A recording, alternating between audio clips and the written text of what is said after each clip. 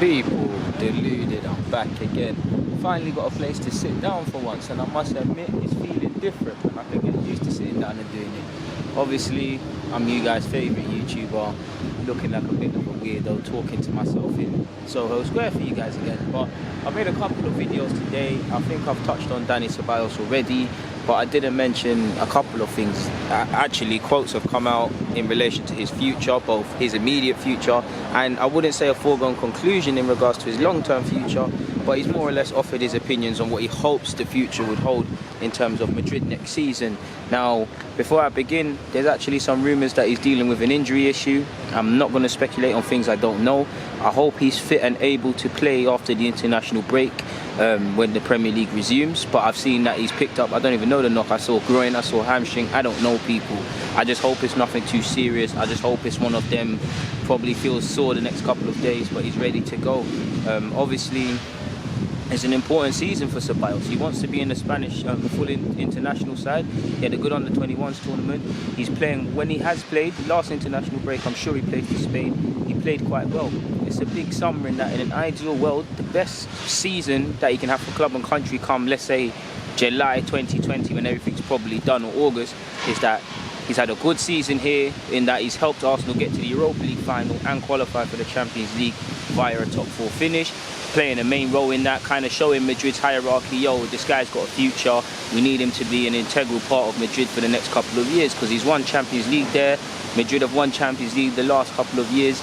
You could say they need a rebuild, and he needs to have it in their thinking that Ceballos is central to that, with Asensio, with technically Hazard's been just bought, and obviously Vinicius Jr. and the other Brazilian kid being a part of that. He needs it to be a thing where people are like, well, yo, why did we ever sanction this loan spell for Ceballos? It shouldn't happen. He's that good. He shouldn't have gone anyway, sort of thing. So that's what he could do. That's the only way you're going to get that, is by playing the main part of Arsenal's season. I say he should be getting 10. Obviously, someone like him, I think he can contribute 10 assists and let's say 5 goals. I do believe he's a player that can be involved in terms of 10 goals, 10 assists in terms of a contribution, or near enough that. He'd need to improve on the goal scoring front. I do think a bit of it is down to the tactics, because it doesn't seem like Emre wants to play too many creative midfielders or whatnot, and sometimes he doesn't always play them. But that's the best thing that can happen to him via Arsenal. Obviously, playing on a regular basis for Arsenal, he's more or less going to go to the Spanish Euro squad for 2020. But you tip the balance there, you play as a main part for Spain on top of a good season for your club, and then you're laughing, and he goes on to Madrid, and he's helped us for the 12 months he's here, call it that. He's helped us get back to where we need to get to. We've got him back playing and enjoying his football and playing again. He's obviously, in an ideal world, gets his dream of playing in Madrid and having an opportunity at Madrid. I think if it became clear that they were selling him, I think he would entertain staying here or going to a couple clubs, but clearly his priority is #1 to have a fair crack at things at Madrid. Now, for Arsenal, if he can help her, that's great. Obviously, we would have loved a buy clause, and I've spoken about it in the last video. Apparently, we're in talks either to extend the loan or to actually buy him outright. You've seen a whole different sort of fees. The cheapest I saw was 35 million euros. The highest I saw was 50.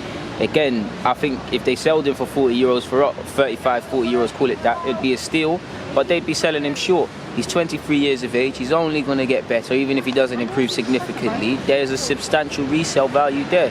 So we'll have to see what we can do. I do hope that if the club are conceding the fact that, alright, cool, he's going to be here for a year and he's going to go back to Madrid, and that's the end of Arsenal and Ceballos' story. I assume there is, because we've done very good in the market, but I hope there's a lot of replacements or possible alternatives to sign on a permanent basis. Now, we can sit here and say the typical playmakers. I hope that's the case, and a lot of players we speculate are on the list, but hopefully, I hope scouts have done due diligence, watching over 100 players, watching over 100 games and hours of footage and them things there, and drawing up the list. And obviously I'm exaggerating a bit, but you want to see them significantly, people. And then obviously we've seen Raul Sanye, Edu, Gooner, they'll sit on the table and present their findings. For me, that's what it should be. Obviously we love star players and we want standout names, but I don't care if a man is signed for £2.50 or 100 million. If he's a playmaker, whether he's known or not, as long as he can break the lines, as long as he shows a willingness to pass the ball forward, and obviously goals and assists, you want him near enough with a healthy return or near the top of them statistics for your club. If he can do that and we can find an unknown and get a deal, then cool. If not, then there's an issue. But in regards to Ceballos, he said My words were misunderstood. It's screwed.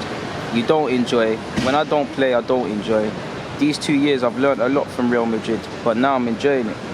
And then he's gone on to say, I never thought about going permanently from Madrid. My goal is to succeed at Real Madrid. I will fight to fulfill my dreams, he's told radio station Marca.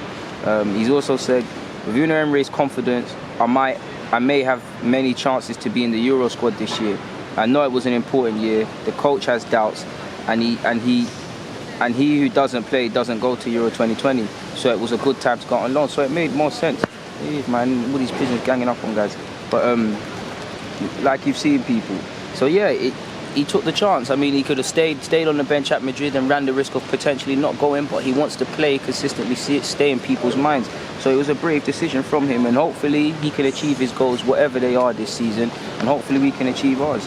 Moving away from that though, apparently a Russian agent has said, I don't know his name, Dmitry Shezov has said, I offered Lacazette to Zenit St. Petersburg. Their sporting director, Xavi Rebolta, said to me, are you crazy? His release clause is 68 million euros. I told him, you can negotiate with Arsenal. I'm sure they'll accept something between 50 and 55. His salary would be like 7 or 8 million after tax. Now, isn't that the former Madrid guy? I mean, former Man United sporting director. Obviously, I don't think at this moment in time, Lacazette would entertain an offer to Zenit St. Petersburg. Obviously, he's been linked with he's at the age where he needs to think about sporting achievements and things. Is he going to be able to achieve it at Arsenal, let alone St. Petersburg? Who knows, people? He's been linked. You don't go from being linked with Barcelona, Madrid, and all these teams to Zenit St. Petersburg. It does just seem like an agent talking nonsense. We all know in football there's a lot of middlemen. The term agent is used loosely. There's a lot of middlemen who try and drum up interest and fabricate stories. So there's that. Two players I would like Arsenal to look at as well, people. It's completely off topic. Is Tillman of Bayern Munich. I've seen a decent amount of him for his club and more so for his country at youth level. He's a good number 10. I think he's 7 years of age. He can play up front. He knows how to score goals. I think he's a long way away from obviously being a first team player, but he's someone I'm enjoying seeing progress. And I've spoken about Karim Adeyemi at the last youth international tournament I covered. I think he's on loan at the moment in Austria, and he's a decent player, man. He can play on the left, he can play up the right, he can play up front, as he has done for Germany's youth international levels. Good technical abilities. He's very quick. When he gets into a stride, he is tough to break down and tough to stop. I wouldn't want to play against him as a fullback. So they're just people I'd like to look at a bit more, people. But yeah, man, on that note, people, Deluded, there's not much more to say. I'm out.